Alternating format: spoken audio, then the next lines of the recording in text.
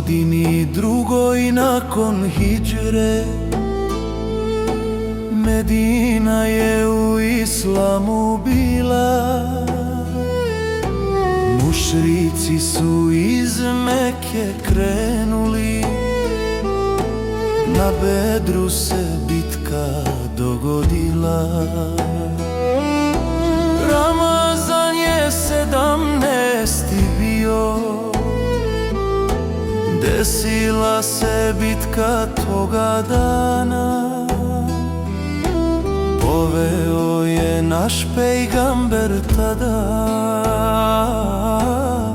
313 muslimana, a mušrika 1000 je bilo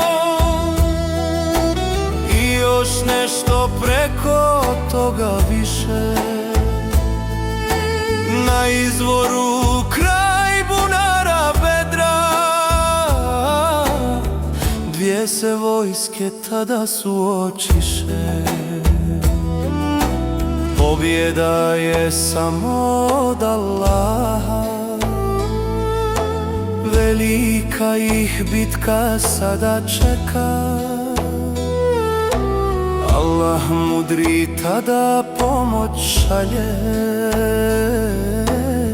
silnu vojsku 1000 meleka. Jurišaju srce muslimani,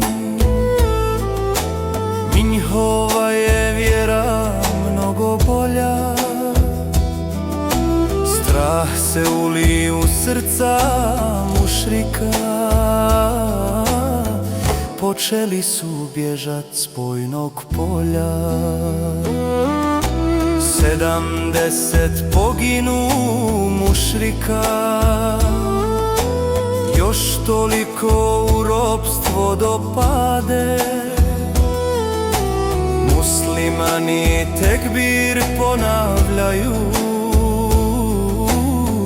Allah dragi pobjedu im dade.